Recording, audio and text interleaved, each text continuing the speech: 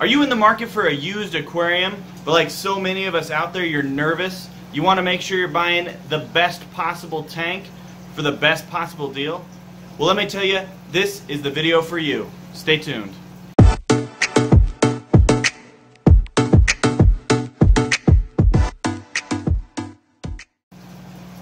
Alright everyone, welcome to today's video. If you're new to the channel, my name is Zach and this is SC Fish Keeping, and I thank you for tuning in.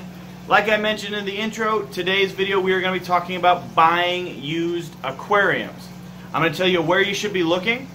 I'm going to tell you things to be looking out for when you're actually there on site looking at the tank. We're going to talk about some of my success stories, like this 150 gallon behind me, and I'm going to show you some of my misses as well. The last thing we're going to do to wrap this video up is I have a brand new tank that I bought, or a brand new used tank that I bought from somebody online. We're going to go over that and I'm going to ask you to help me decide what we're going to do with it. So we'll kick things off. We're going to start with tip number 1, where you should be looking.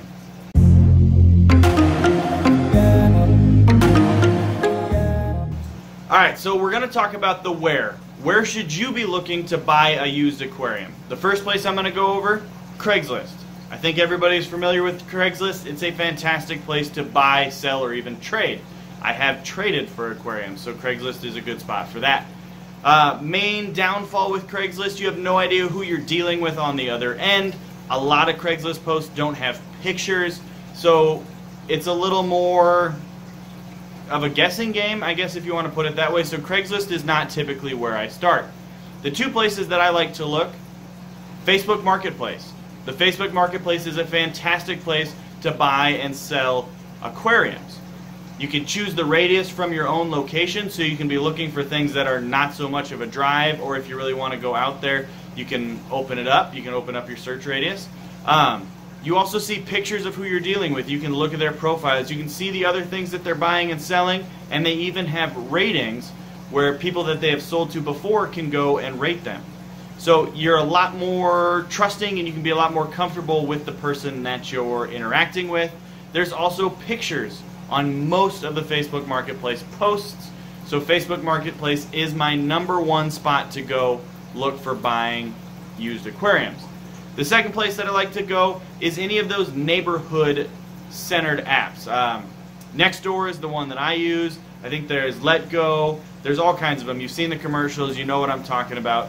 Nextdoor, like I said, is what I use. People will post in there, but you can also go on there, and this is what I've had the most success with personally. You can make a post saying I'm seeking out an aquarium of specific range of sizes, and a lot of times someone will be scrolling through looking for something else. They'll see your post and go, oh yeah, we have that aquarium sitting in the garage, might as well sell it to this person. So anything centered around your neighborhood is going to be a fantastic place for you to kind of find some hidden gems, I guess, if you want to do that. Something that somebody wasn't intending on selling, but like I said, they stumble upon you. This is also where you're going to see a lot of garage sales, and a lot of people will list kind of the general categories that they have, and aquariums or fish tanks will pop up.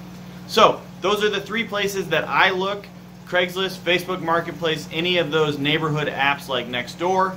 Another tip when you're searching, search for a lot of different things. Search for fish tank, but also search for fish tanks. Search for aquarium and aquariums. People will often list multiples. Search for things like cichlids, angelfish, gallons, some of those kind of broader terms that sometimes somebody might just say, I have this fish tank and it's 50 gallons, whatever. So those are my tips. Those are where you should look. With your keywords, use a lot of different ones. That's step number 1 in searching for a used aquarium, the where.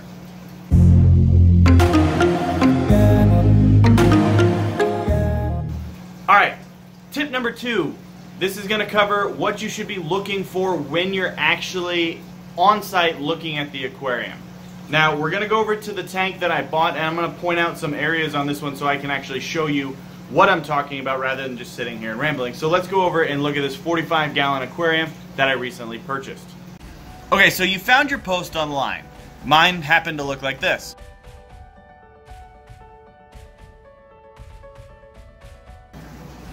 You show up at the place where you're buying it, and you want to start asking some questions. So here we are at the tank that I recently just bought. As you can see, comes with the stand and the tank.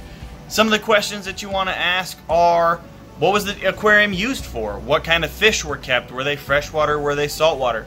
How long ago was the tank filled up? If the tank's been sitting dry for a while, you could be dealing with poor silicone, and you do need to keep in mind that you might need to reseal a tank. That's always something to consider when you're buying a used aquarium. So you're asking questions, you're making small talk, you're doing your physical inspection on the tank. I'm going to spin the camera around and show you some things that you should be looking out for. Okay, so you've made your small talk, you've asked some questions, and you're going to start the physical inspection on your aquarium. The first thing that you want to do, kind of seems self-explanatory, but look at the glass. Does it have any cracks? Does it have any scratches? Does it have any imperfections? I'm noticing that one now, and that's not a scratch, it's just dirty. But check all the corners. Look for any damages to the frame or anything like that. This one has some scratches here to the trim. Doesn't matter, it doesn't affect the quality of the tank. And then this center bracket right here is actually broken, but it's pretty thick glass, and that's an easy repair, so I'm not worried about it bowing. Now, most importantly, I already kind of touched on it, you want to check the silicone.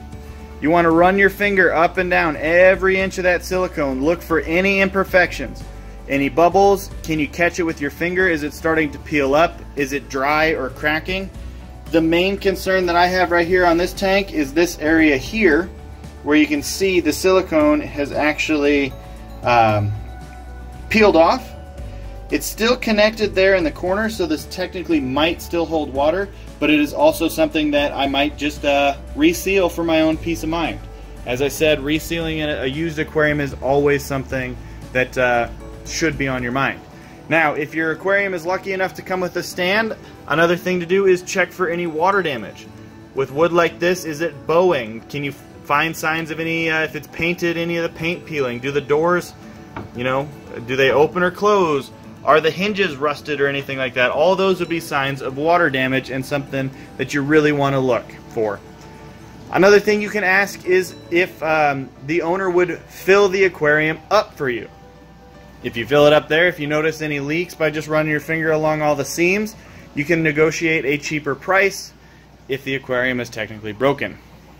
So there you guys go. You've now inspected it, you know the history of the tank, you've gotten it back home, and the first step that you always want to do is you want to water test it.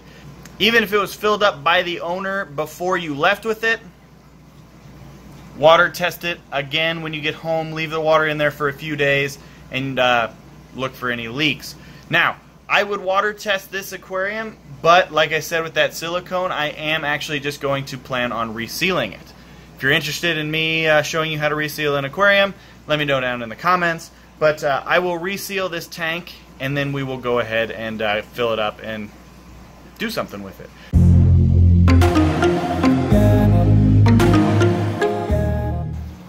Alright, so the next thing that I want to talk to you about is price. And this is one of the hardest things to really kind of narrow down when buying a used aquarium. I bought this 150-gallon aquarium with the tank, the stand, and the light for $200.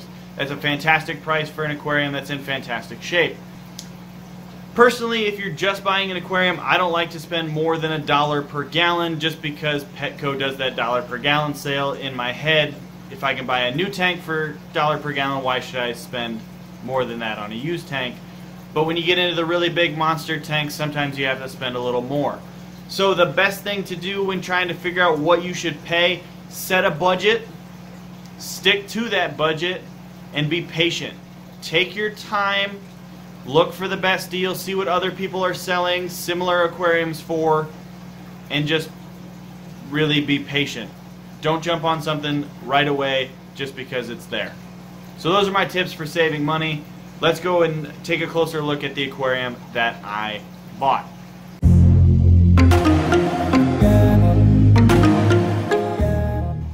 Okay, so we're back looking at the tank.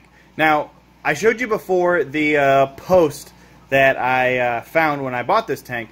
One of the things you'll notice is that they didn't have a price on it. It was listed as a make an offer. Now, make an offer aquariums are fantastic ones to inquire about, because it could be someone that doesn't know the value of it, someone that's just trying to get rid of it. In this particular case, it was unfortunately belonged to someone who had passed away and was part of their estate, and they were just trying to make sure that it went to someone who was going to use it, and that person happened to be me. But one of the other things that you'll notice, it did not show anything underneath the aquarium in the pictures.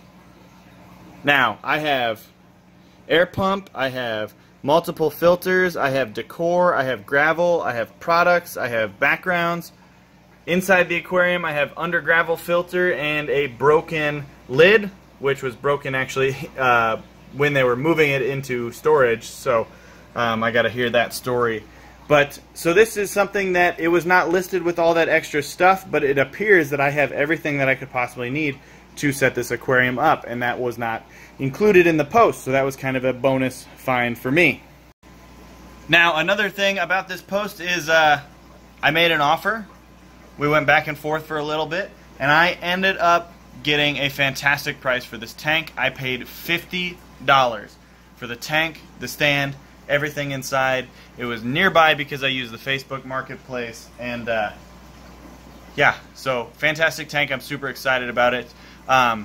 If you were watching the people that sold it to me, I did happen to tell them about the channel. Thank you, and I'm excited to get to work on this tank. Now, I mentioned I was going to show you some of my other wins as far as used aquariums go. Bear with me as we walk over to one of my biggest wins.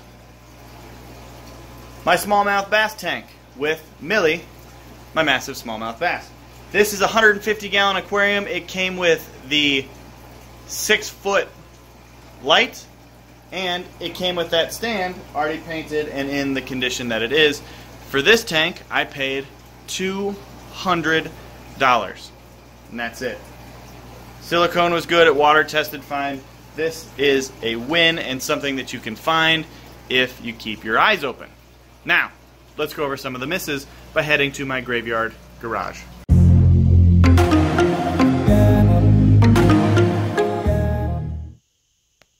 Alright, bear with me and pardon the mess in the garage. But, as you'll see, I have a little bit of a aquarium graveyard. Here, there's another one back down there. But going over some of my misses, this here is a 55-gallon aquarium that was used as a saltwater tank, and it is covered in some of that thick calcium carbonate, which has been a nightmare to try and remove. So I consider that a miss just because it's not set up. Back there is a 125-gallon aquarium that was drilled for saltwater. I did not ask them to water test it.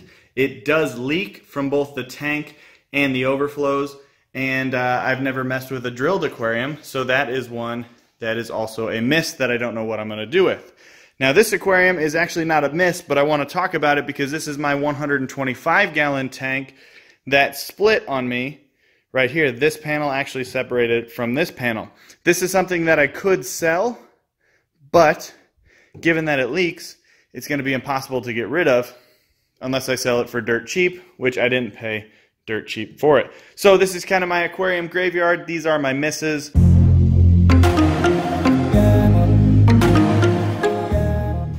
Alright, so I need you guys to help me figure out what I'm going to do with this tank when I set it up. So I'm going to give you 3 options and I want you guys to help me decide. Option number 1, largemouth bass grow out tank. Do you want me to find a tiny little largemouth bass?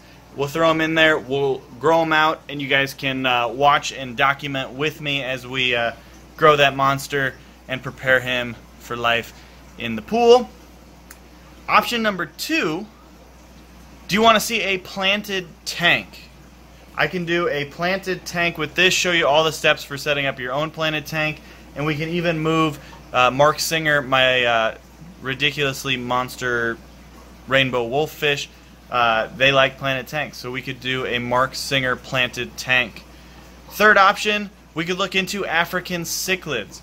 This is a smaller aquarium for African cichlids, so we would be limited on our choices, but if you want me to get into African cichlids and see that, let me know. So there you go. Largemouth bass grow out, Mark Singer planted tank, or African cichlid tank. Let me know down in the comments what you want to see. Okay guys, we are going to start wrapping this one up. In summary, we covered where you should go to buy your used aquariums. I like the Facebook Marketplace and any neighborhood apps, but Craigslist is also out there. We covered the things you should do when you're actually on site looking at the aquarium. Ask questions, know the history, look the tank over thoroughly, and ask them to fill it up. We covered the price and talked about how hard it is to get a general idea on what you should spend for used aquariums, but I gave you some tips on what to do for budgeting. And lastly, I showed you the tank that I picked up, and I really do need you to let me know what you want to see me do with that tank, because I could see doing all three ideas. I want to do all three ideas, so that's why I need you. So let me know down below again what you want to see me do with the tank. But for this one, I hope you learned something. I hope you enjoyed it. Like I said, this was a user requested video, so I made this one for you guys. So until the next one though, I will see you soon. I'm out. Bye, fish. See you later. See you soon.